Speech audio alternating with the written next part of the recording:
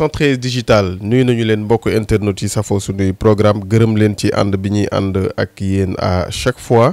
on reçoit monsieur honorable Abdou Lahad Ndiaye député département bu Louga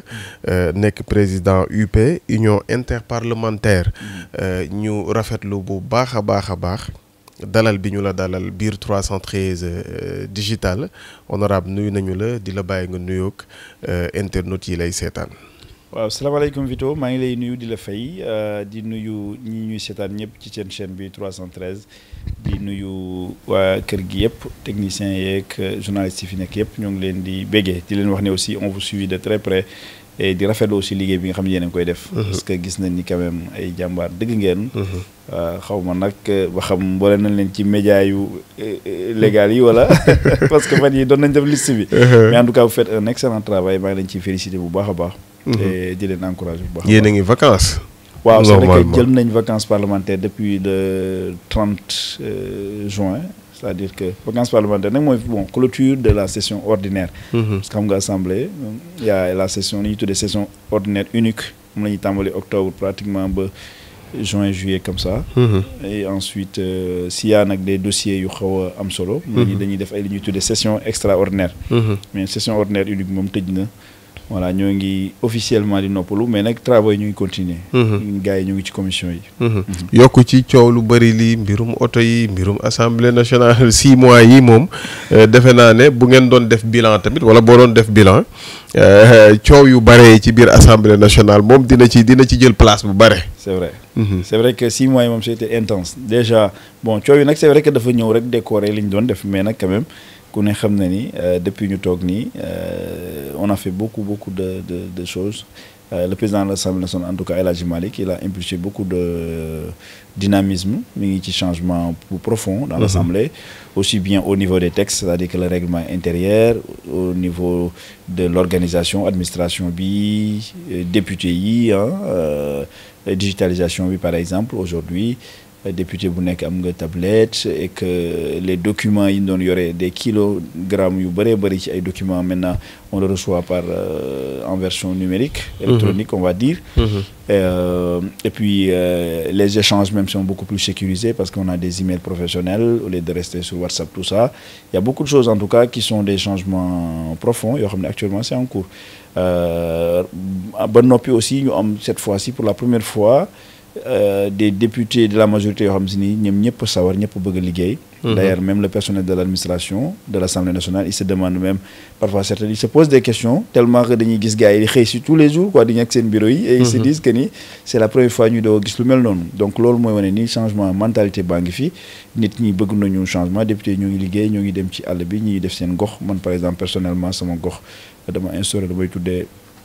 la permanence mobile c'est-à-dire que une permanence normalement oxymore la une permanence normalement est censée être fixe ñi dafa fekk mais comme on sait que ni nit ñi aussi jamono xaw na métti et que nit ñi peut-être aussi am na loo xam ne xamaguñ ko ci projet beeg yooyu on a préféré aller à la rencontre de la population dem ci seen gox-goxaan waxtaan ak ñoom jël seen avis jël seen i doléances mën ko transmettre d'ailleurs loolu aussi maa ngi profiter aussi di féliciter le président de l'Assemblée nationale qui a aussi émis une idée pareille c'est-à-dire que nee na le Parlement chez vous il va bientôt le lancer au mois de juillet là donc c'est un plaisir en tout cas de voir que ni une telle idée bu ñu amoon au niveau local ça se porte au niveau national et que c'est même porté par le président de l'Assemblée nationale lui-même quoi donc vraiment assemblée ak rupture waaw la rupture moom elle est on peut pas dire qu'elle est complète parce que bon ku ne xam na ni rupture processus la luy continuer la dañuy wax même au niveau boo si tu vas en entreprise on te dit que l'amélioration elle est continue donc la rupture elle est continue mais ay jéego ñu ngi ko ci def yu am solo parce que quand même bari na ay pratiques ay changements façon de faire yoo xam ne yu bari wax dëgg yàlla dañ na et que je pense que ni dans les années à venir aussi di kanam lay jëm quoi. Honorable député Abdou Lahad Ndiaye moom la ñuy recevoir vous êtes sur 313 digital la dernière sortie du PM premier ministre Ousmane Sonko c'était hier. mu jógee Chine ñëw waxtaan ak askan wi. waxtaan ak sénégalais yi waxtaan ak ñi nga xamante ne ñoom la bokkal parti politique abordé na thème yu bëri wax na ci mbirum rabat d'arrêt bi rabat excusez-moi. rabat d'arrêt bi nga xamante ne moom moo xew ci digganteem ak dossier boobu nga xamante ne moo ko lëkkale woon ak Mame Mbaye Niang wax na ci mbir yu bëri mais booy def résumé la sortie du premier ministre Ousmane Sonko d'hier lan lay doon. waaw alors man bon su ma doon def résumé de la sortie du premier ministre wala du président de PASTEF. démb bon man su ma doon commenter peut-être man je pense que sax li mu mujjee la waroon a njëkkee parce que rabat d'arrêt bi la mujjee commenter. mais avant rabat d'arrêt bi aussi il a annoncé des réformes profondes yoo xam mi ngi ñëw pour changer dëkk bi. pour impulser li nga xam ne mooy changement bi nga xam ne ñu ngi koy wax. fan yi yëpp ñu ngi koy wax. li tax may wax ni boobu la waroon njëkkee parce que ma jàpp ni li muy annoncé yëpp li mu def commentaire moo ko nar a gàllankoor je m'explique c'est-à-dire que dañu jël réew mi mu nekkoon ci ay loxo yu jafe mu nekkoon ci ay loxo ñu jël ko ci jëlin bu jafe ñu xeex. jaar fu metti ay bakkan rot ci et cetera pour un changement boobu nag su ma déggee démb commentaire u président Ousmane Sonko dafay mel ni amul lu ko ci neex parce que mi ngi wax ni am na ay magistrats yoo xam ni dañuy gàllankoor changement bi dañuy def naka su dul noonu mais man loolu je vais peut-être dire quelque chose de beaucoup plus sévère. man je pense que ni problème bi changement bi résistance bi am loolu c'est très normal. Parce que même en entreprise, dans lay wax ni quand tu es venu avec une nouvelle idée, avec une nouvelle vision, tu auras de la résistance. Parce que on a le projet Sénégal 2050, une nouvelle vision, la vision du président de la République, portée par le Premier ministre, portée par les ministres, portée par les DG nommés. Bon, je dis nommés parce que je pense que les DG yooyu ay DG wu Pastef lañu. Donc ñooñu ñëpp dañuy épouser la vision du président de la République, c'est-à-dire la culture quoi. Quand tu es nommé nouvellement dans une entreprise parfois, tu viens avec de la culture. Et les DG de Pastef ñëpp dañuy ñëw avec la culture de la boo xam ne li koy tënk mooy la vision Sénégal 2050. Mais la question qu'on va se poser mooy ñan fa fekk les fonctionnaires, les agents de l'État ñi nga xam ne ay CDI la ñu am ñenn ñi am ay nekk ay agents de la fonction publique. ñenn ñi jóge ay ministères ñëw fa. am seen plan de carrière est-ce que ñooñu cette vision là épousé nañ ko est-ce que ñooñu la vision Sénégal 2050 ça les parle à mon avis li président le premier ministre bi expliqué de moom mooy non c'est-à-dire que nit ñi mën nga am gis-gis mu jóge ci kaw ba yegg say directeur mais ça ne les parle pas. À un moment donné nag le travail qu'il faut faire déjà mooy li ñu commencé le changement du système c'est-à-dire que nit ñi ñu am fitu dem jusqu'au bout pour teg ñi nga xam ne ñoo gëm projet bi ci au niveau des structures partout parce que mënuñu toog à 2 ans après ñuy wax encore le système nit ñi et cetera non à un moment donné les responsabilités ñi koy yor dafa nekk war a nekk ñoo xam ne xeex nañu pour projet bi gëm nañu projet bi mais aussi am nañu culture bi nga xam ne si ni moom le président de la République di bëgg a def parce que dans les entreprises comme je l'ai dit quand tu viens avec une nouvelle idée wala un nouveau projet par exemple man li ma xam mooy digitalisation yenn entreprise yi ñu koy def France par exemple da ngay gis ni il y a 2 types de résistance bu njëkk bi bu ñëwee avec kii bu bees la résistance lu ñuy tuddee la résistance active ak lu ñuy tuddee la résistance passive résistance active moo tane parce que mooy grève bloquer ay affaires demander ay revendications et cetera loolu c'est active loolu mën nga ko régler mais beneen bi dangereux mooy la résistance passive mooy manque de collaboration sabotage refus de mooy li xew li président Ousmane Sonko di wax démb loolu nag dañ koy retrouver partout dans l'administration parce que tout simplement culture boobu noonu est-ce que mooy la vision Sénégal 2050 ak dynamisme mi ñu ci am ak yitte ji ñu ci am ak passé bi ci am est-ce que yegg na ci ñooñu ñëpp parce que tey bari na ay directions yoo xam ne si ni les directeurs les sous-directeurs yi fa nekk yooyu noonu ñoom indiwuñu leen fa faluñu leen nommé wuñu leen d'ailleurs y en a même qui ont beaucoup de soucis à les toucher bëgg leen mën leen sax changer parce que boo leen laalee coow am ñu ni fii licenciement nangam parce que résistance bi foofu la nekk mu ngi nekk ci niveau les chefs de service les administrations d'une manière générale un moment donné il faudrait que ñu dëggal ñu fal ñu dëggal leen dooleel leen pour ñu mën a faire descendre la vision Sénégal 2050 ak yitte gi ñu ci am ak Pastef gi ñu ci am ak yàkkamti gi ñu ci am pour mu réew mi mën a soppiku parce que nit ko am plan de carrière am salaire am vision am yàgg fii def na fi 50 ans yow nga ñëw def wala mu def 30 ans ci boîte bi yow nga ñëw démb nañ ko damaa yàkkamti fast track nangam moom yoram ne ko ci loolu il peut saboter mais nag loolu li koy dindi mooy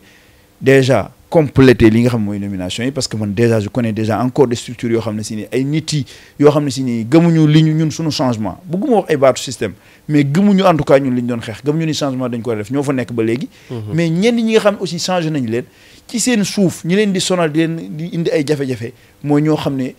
ci système bi la ñu nekk fii amuñu sentiruñu benn urgence et que tey loo fi mën a indi ñoom ñooy les premiers yi lay bloqué man daal jàpp naa ni ñaxtu bi comme bëgguma wax ni la sama premier ministre da doon ñaxtu mais dama jàpp ni la solution mooy yeggale travaux yi muy def ci nomination yi ak chef de service yi parce que bari nañu àndoon ak ñun ne am ay compétences parce que boo ko waxee parfois dañ naan la oui tu préfères ñu teg ay politiciens que ay compétences non man je suis très bien placé pour le dire parce que on a beaucoup de Pastef beaucoup de gens qui sont des professionnels compétents dans leur domaine et qui sont des politiques aussi qui sont des gens très politiques donc ñooñu boo leen tegee place yi ñu leen war a teg li ñu war a def danañ ko def parce que si nit ñi bu fekkee ni dañoo taqal un premier ministre ci ay loo xam si ni dara amu ci ñu ni fi ñu ko teg diffamation la yàq deram taxal ko à jamais rapport bi ñu doon wax am na un moment donné il faut trouver une solution pour sortir de ça mënu wax ni non finalement c'est pas ça alors que rapport bi le premier ministre yam yor na ko à un moment donné la résistance elle est là nit ñi ñoo fi nekk ñoo bañ ñu def liggéey bi correctement donc voilà bëgguma ci franchement parce que bu ma ci wax damay bañ a wax lu ëpp mais vraiment la solution du ñaxtu nii du wax ay kii non la solution c'est ñi nga xam ne responsabilité te waruñu def seen liggéey jubaluñu jubbantiwuñu et qu'on trouve un moyen pour trouver ñoo xam ne dañuy jub di jubal di jubbanti voilà loolu man jàpp naa ni mooy sama commentaire ci sortie bi daal demele yi nga xamante ne moo am na ko ak justice lan lañ ci mën a xaar peut-être dañuy toog nii suba mu génnaat wax mais teewul bu dossier yi demee ci justice même chose lay doonaat wala li ñuy wax tout le temps ne Sénégal ñun problème majeur bi ñu am mooy mbirum justice ndax heure bu dëkk bi tàkkee les gens le disent ay magistrats wala peut-être ñeneen ñoo xamante ne ñoom ñooy warloo ak justice dañuy toog seetaan ba yëfi tàkk ñu soog a peut-être ñoo fay mais problème mu justice carrément est-ce que gis nga ne am nañu ko waral baatu justice ñëw na une ou deux fois ou plusieurs fois dans son argumentaire hier. waaw man je pense que le président Ousmane Sonko démb dafa doon commenter son cas moo tax peut-être son cas c'est relatif à la justice. mais li mu wax ci justice bi mën nañu ko wax partout. il y a beaucoup de secteurs yoo xam ne tey problème bi blocage yi ak liy ñëwaat di répété wu di ñu fàttali démb. mooy parce que est-ce que on a mis les bonnes personnes fi ñu leen war a teg beneen bi mooy est-ce que ñi fa nekk gëm nañu moom li mu gëm le président le premier ministre sa vision est-ce que loolu la ñu gëm est-ce que gëm nañu ni dëgg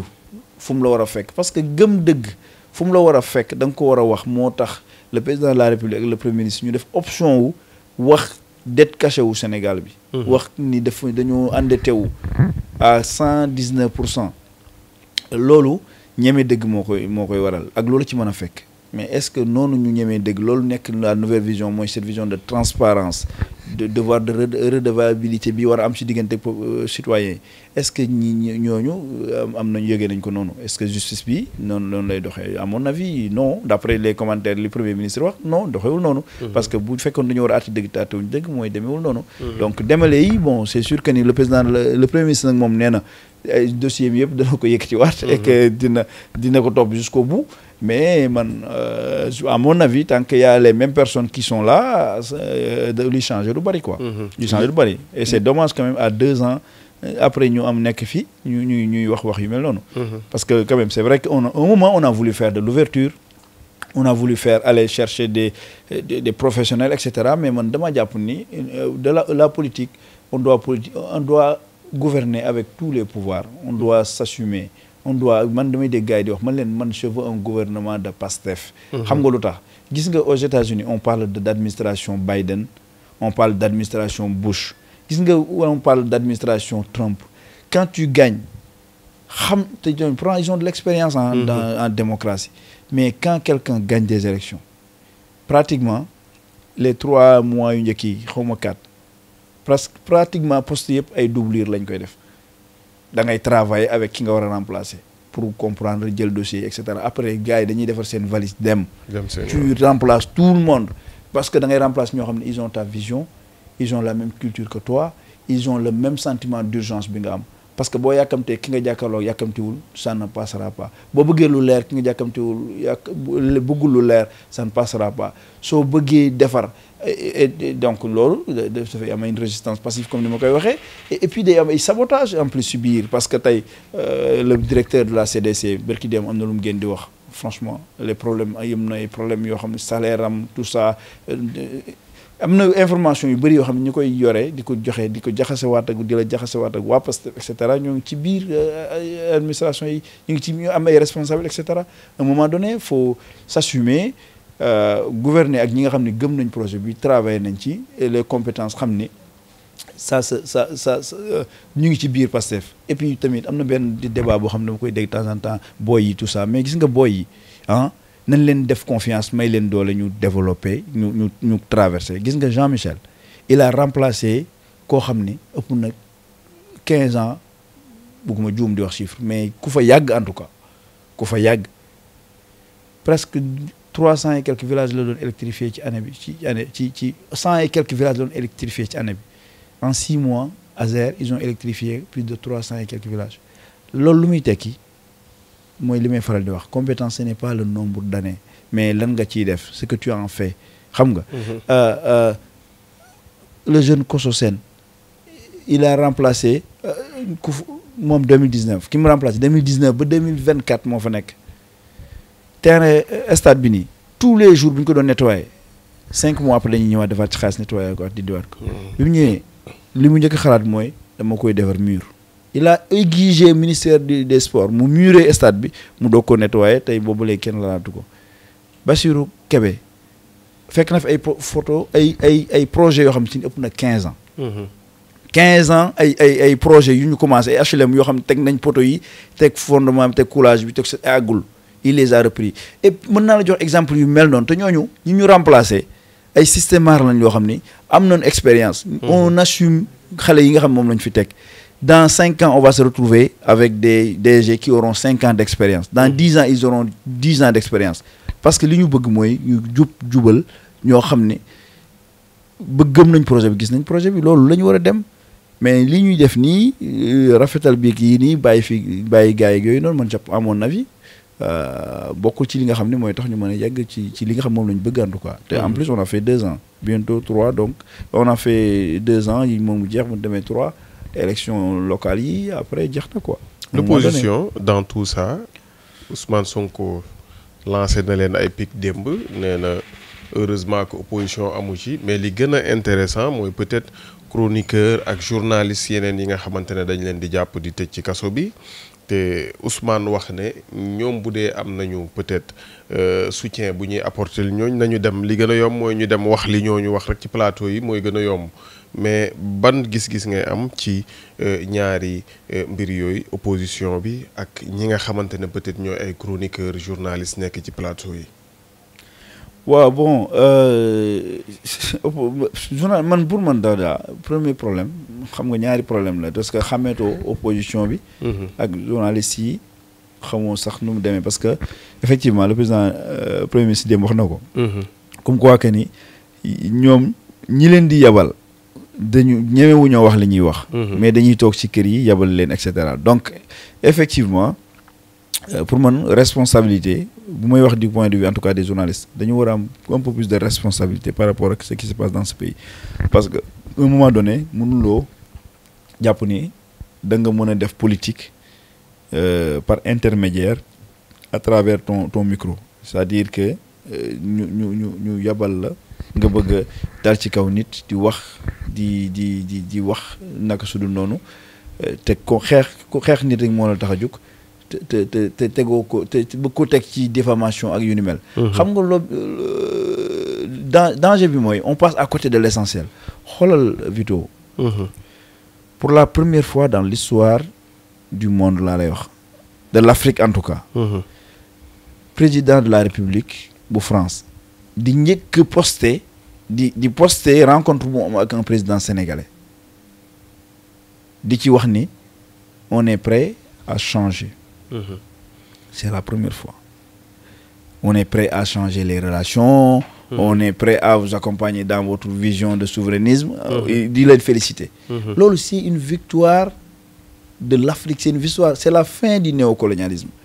Loolu on a un vrai problème de communication. Loolu les journalistes ils devraient organiser des plateaux spéciaux pour jëmale ko ci loolu noonu. Pour jëmale ko ci li gars yi wax Macron li mu wax. Parce que ça montre que ni on a gagné. Parce que dañoo gagné réew mi ñëw ñu foog ni dañuy ñëw visiter leen comme d'habitude ñu dugg Afrique visiter dem Asie dem feneen doog a dem mais dañu xam ni booy yi am nañu fulla ñii am nañu vision ñii gëm nañ seen bopp mais à un moment donné yooyu mooy sujet intéressant yi ñu war a wax mais personne n'en parle. Il y a un problème de communication mais partout du point de même du côté de l'État parce que un média comme Le Soleil man xaw ma sax ndax titre na ko xaw ma ndax wax na ci te loolu moom la ñu war a wax. dégg gis naa benn coupure bu ndaw wala fu def ko ci benn coin mais loolu mooy sujet yi nga xam ne mooy sujet yu intéressant yi. mais à un moment donné ñoom médias yi si moom dañ leen di mujj a cantonné ci ay sujets yoo xam ne si nii ay waxtaan de bonne fontaine te amul solo. opposition bi nag moom seen objectif c'est très clair sur en tout cas ñi fi jógee et ça revient à ce que je disais tout à l'heure seen objectif mooy won nit ñi population bi nii ñun ak ñëpp a yem. parce que gis nga idéologiquement bis bu ñu demee ba instaurer loolu ci bopp sénégalais yi ak ci bopp ñi nga xam ñoom la ñu ànd xale yi ñi fi nekkoon ak ñun ñoo yem c'est fini. parce que daf leen di jox daf leen di crédibiliser et ça leur donne des chances pour revenir parce que ñun ak ñëpp a yem passewul chaque fois nga génn nii waaye Ousmane xoolal wax na waxeet xoolal defoon na xoolal réew mi nangam alors que les difficultés réelles yi nga xam ne on est en train de les vivre actuellement dans ce pays c'est parce que tout simplement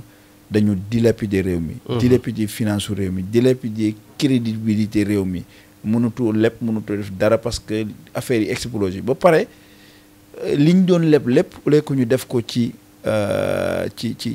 réew mi ñu def ko seen i compte bopp wala ñu def ko ci yeneen projet yoo xam ne kenn xamul fan la dem mais heureusement que démb ci déclaration premier ministre nee na plan de redressement mi ngi ñëw mais nee na il va falloir que ñi nga xam ne ñoo am responsabilité yooyu ñu jàkkaarloog askan wi assumer seeni responsabilité loolu nag j'espère que pour cette fois-ci doo yam ci ay wax quoi j'espère que dinañ dem jusqu'au bout de notre logique et d'ailleurs loolu ça fait partie des recommandations yi nga xam ne ñun en tant que député on a voté le LFR dans les recommandations yi nga xam ne si ni Cour des comptes joxe na ko mooy ñu appliquer ak ñu continuer ci li nga xam ne moom la ñuy def ci reddition des comptes voilà. mbirum jàpp bi ak liberté d'expression. ouais donc bon man jàpp naa ni amul daray politique quoi parce que la preuve xam nga bu amoon daray politique li ñu doon wax sànq yëpp duñ ko wax. parce que le président Ousmane Sonko démb dégg nga li mu wax masul woo magistrat nan ko defal lii wala au contraire ministre de la justice bi nga xam moo dépendre ci moom lay signaler ay cas de yoo xam ne daf leen war a te yoo xam ne ci biir lañ bokk. ci biir Pastef xam nga donc pour man liberté d'expression warul may aussi nga mën a wax li la neex ngay def diffamation et cetera pour man ta liberté s'arrête là où commence celle des autres. donc da nga war a am limite am xam looy wax li ngay wax nga vérifier ko parce que quand même am ngeen ay lois yu leen protéger yéen journalistes yi mën ngeen a wax te protéger seen i sources mais c'est pas parce que dañ ne la am nga source boo xam ne ci da nga ko war a def protéger da nga ko war a protéger que amuloo responsabilité vérifier li mu wax yow. c'est finalement sax man pour man sax c'est très risqué le fait que ñu ni leen seen source ma ngeen ko bañ a wax c'est encore plus risqué pour vous parce que finalement da nga naan rek waaye sama source mën naa ko protéger donc non dans la mesure où sa source mën nga ko bañ a wax donc c'est là où tu dois avoir l'obligation d'aller visiter et cetera xool li ñuy wax Bassirou Fofana kenn yéenewu ko mu dem kaso kenn yéenewu ko dara parce que c'est un gars qui est de la même génération que nous fii la nekkoon nit ñi xam nañ ko mais à un moment donné da ngay xam fan la limitu tooñ yem ak fan la politique yem ak fan la limitu tooñ yem quoi. loolu da laay conseil journalistes yi des yéen ñi ñëpp que ngeen am plus de rigueur plus de responsabilité ci li ngeen di def. ayca honorable député ñu ngi lay gërëm di kontaan bu baax a baax recevoir la fii ci biir 313 digital. On vous rappelle qu'on reçoit honorable Abdou Lahad Ndiaye député département bu Louga ñu bàyyi la nga daaneel te tàggoog ñi la doon seetaan. waaw merci beaucoup Vito désolé nag sama xaw naa sonn tuuti. et que aussi xam naa ne émission bi tamit barkeeru la woon rek. parce que fallait ñu def benn commentaire ci li nga xam ne mooy actualité bi. mooy sortie wu premier ministre ak actualité bi nga xam ne aussi mi ngi xew ci réew mi aussi. donc di ci profité rek en tout cas pour dalal waa réew mi et aussi dalal patriotes yi surtout aussi nga xam ne seen xam naa ne ñu bari seen chaîne bi moom. mooy chaîne quoi. dañ koy déglu di leen wax ni ñii ñu fal nii ñu bëgg réew mi lañ et que le changement est enclenché et que incha allahu dinañu atteindre comme ni ko premier ministre waxee démb loolu yàlla duñu teree yegg fi ñu bëgg a yegg. loolu nag lu mu laaj incha allahu dinañ ko def donc kon maa ngi sant ñi nga xam ñoo ñuy seetaan di nuyu aussi sama waa gox waa Louga. di leen wax ni xaw naa géej Louga fan yi ndax activité parlementaire yi xawoon bari mais incha allah comme ne on est en vacances moom xam naa ni. da ngeen ñu gëj a gis parce que dañuy dem wër Louga rek jëm fa toog. nuyul ñu waa Louga bu baax a baax. jërëjëf Louga loo.